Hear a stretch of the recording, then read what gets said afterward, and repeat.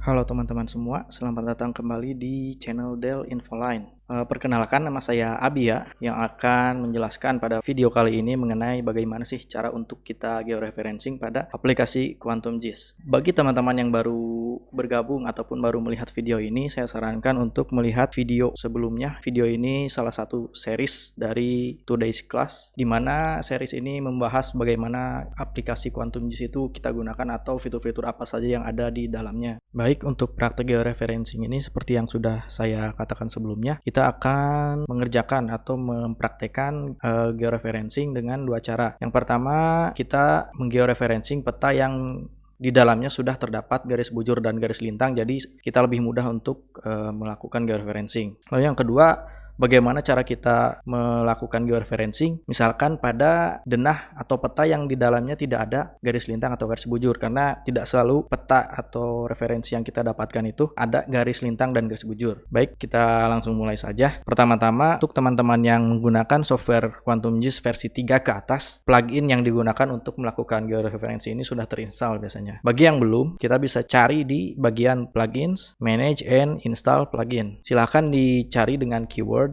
georeferencer GDAL. Mungkin yang perlu menginstal ini versi yang Quantum GIS 3 ke bawah. Kalau sudah, silahkan diinstal. Tapi karena di aplikasi Quantum GIS saya ini sudah terinstall, maka tidak perlu. Kalau sudah, silahkan masuk ke bagian raster untuk mengakses plugin tersebut. Nah, di sini ada georeferencer. Nah, kalau dibuka maka tampilannya akan seperti ini. Silahkan teman-teman untuk membuka raster terlebih dahulu dengan cara klik di sini, open raster, lalu masukkan atau ke akses tempat teman-teman menyimpan file raster yang akan di georeferencing. Nah, untuk bahan yang saya gunakan, yang pertama kita menggunakan peta admin Kecamatan Bajubang. Nah, ketika teman-teman sudah berhasil memasukkan raster, maka dia akan langsung feed ke sini. Nah, untuk lebih mempermudah, saya biasanya menggunakan georeferencer ini di bagian samping. Caranya yaitu dengan setting, configure georeferencer, lalu di sini show georeferencer window doc, itu di checklist.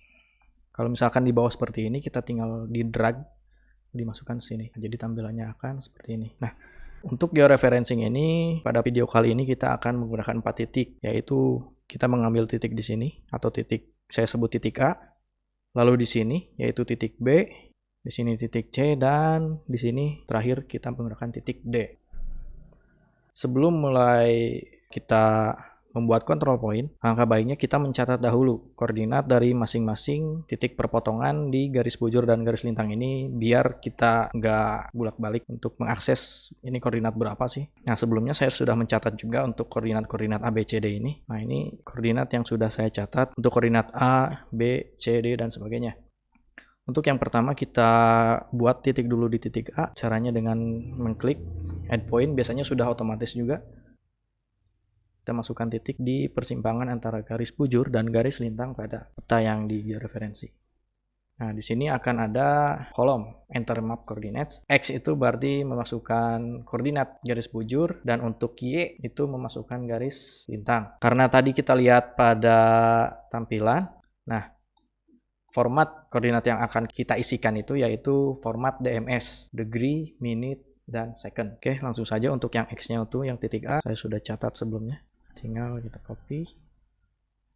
Nah, di sini juga kan sudah disebutkan bagaimana untuk format pengisian dari koordinat tersebut. Untuk X-nya 103 derajat, 0 menit dan 0 detik. Untuk Y-nya itu minus 1, 40, dan 0. Kenapa minus 1? Karena kita lihat sendiri di sini pada keterangan petanya itu 1 derajat 40 menit 0 second S. Berarti kan itu masuk lintang selatan. Maka di sininya kita harus menggunakan min. Oke, kalau sudah klik OK. Nah, di sini muncul kalau misalkan kita sudah berhasil memasukkan titik. Lalu kita masuk ke titik B.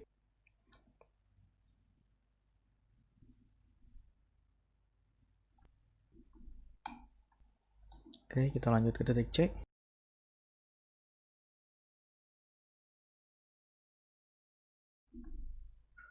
Kita sudah selesai membuat titik ikat pada titik A, B, C, dan D. Seharusnya ketika kita georeferensi, di sini residual atau pixel, residual dalam kurung pixelnya muncul. Itu menandakan tingkat akurasi dari hasil georeferensi kita. Nah, kenapa tidak muncul? Karena kita tadi belum membuat transformation setting. Nah, untuk membuat settingnya, kita masuk di sini, gambar gear ini.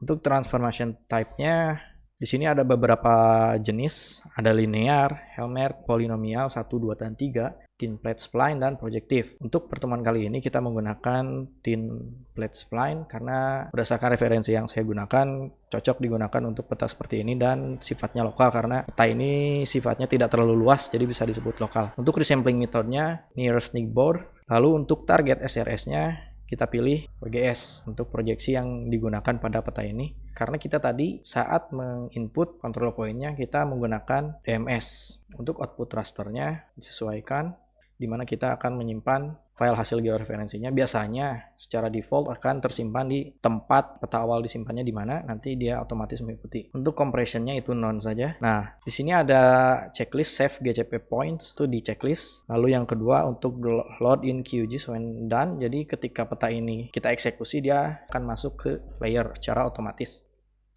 Oke, kita klik OK. Nah, untuk residual pixelnya kita lihat sendiri. 1,13687E-13 yang artinya jumlah errornya itu 0,00 ada 0,13 digit lah di belakang 0 yang artinya kita sudah cukup baik untuk hasil akurasi dari georeferensi ini. Jadi untuk georeferensi kali ini bisa dikatakan cukup baik ya karena 0, sekian hasilnya itu. Kalau sudah kita langsung eksekusi yaitu klik bagian start georeferencing. Nah, di sini ada start georeferencing, diklik.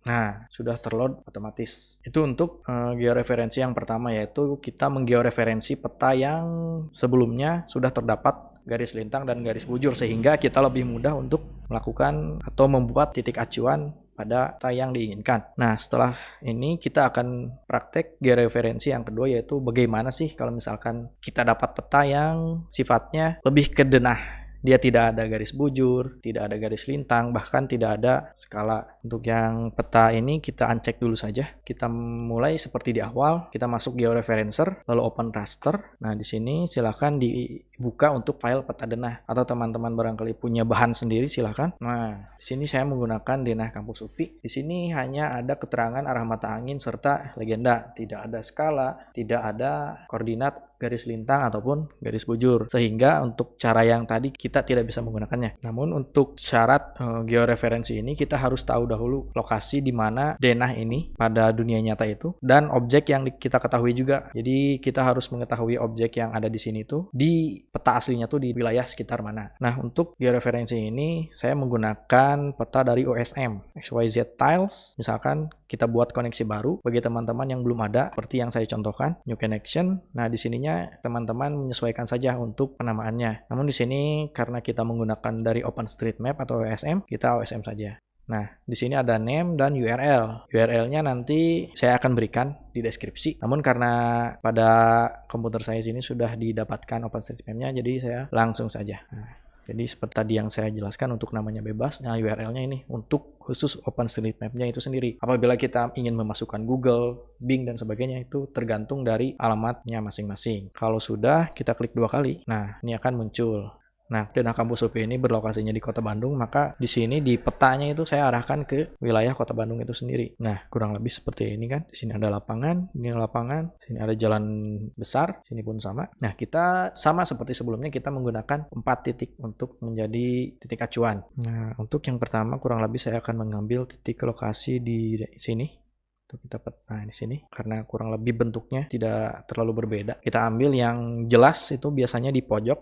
Nah, saya ambil di sini. Caranya seperti di awal, kita add control point, lalu kita tempatkan di pojok klik kiri. Nah, bedanya dengan yang tadi yaitu ketika yang pertama kita memasukkan X dan Y-nya itu manual. Tapi karena kita menggunakan metode yang ini di mana garis bujur dan garis lintang dari denahnya itu kita tidak ketahui, maka kita menggunakan OSM ini, OpenStreetMap ini sebagai patokan. Nah, caranya yaitu kita pilih bagian from map canvas. Kita klik, kita tadi di ujung ini ya. Nah, kita tempatkan juga di sini, kurang lebihnya di situ, klik. Nah, dia akan muncul koordinatnya, lalu klik OK. Nah, sama-sama memiliki titik di ujung bangunan yang ini. Untuk selanjutnya, ambil yang ini. Nah, kurang lebih sama bentuknya. Klik kiri sekali, lalu from map canvas. Di sini klik lagi. Oke, objek ketiga saya cari di sini. Nah, ini. Bangunan Balai Bahasa. Ambil pojok seperti ini. Oke, dan yang terakhir kita akan ambil di sini. Ini ya.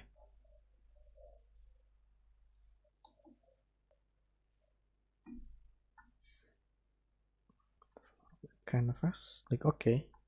Baik, kita sudah membuat 4 titik acuan atau titik kontrol untuk denah kampus UPI ini. Untuk selanjutnya kita lihat RMS errornya dulu. 1,13687 -13 yang artinya sudah menunjukkan angka 0,00 sekian. Oke, untuk selanjutnya kita setting dulu karena kita harus menyimpan filenya di mana. Nah, seperti biasa di awal, output rasternya kita di tempat file awal ini disimpan. Kalau sudah klik OK, lalu kita bisa start georeferencing. Nah, akan muncul peta yang tadi awalnya belum tergeoreferensi, sekarang sudah bisa klop dengan peta WSM. Oke, kalau sudah, close reset georeferencer. Oke, close plugin georeferencernya. Nah, sudah masuk ternyata teman-teman. Denah kampus ini sudah terreferensikan secara spasial dan sudah siap digunakan untuk diolah datanya kemudian disesuaikan dengan kebutuhan masing-masing. Baik, mungkin sampai sini dulu untuk video mengenai georeferencingnya. Kita sudah belajar mengenai georeferencing ini menggunakan 2 cara, yaitu yang pertama menggunakan peta yang bisa dibilang sudah cukup lengkap karena ada garis bujur dan garis bintang yang dapat kita jadikan patokan. Nah, lalu yang kedua, kita menggunakan peta atau denah lebih tepatnya, yang di dalamnya kelengkapannya tidak selengkap peta yang awal karena tidak memiliki garis bujur, bintang ataupun skala. Jadi menyesuaikan dari data yang kita punyai. Kita berjumpa kembali pada video selanjutnya. Saya Abia pamit dan terima kasih sudah menonton video ini.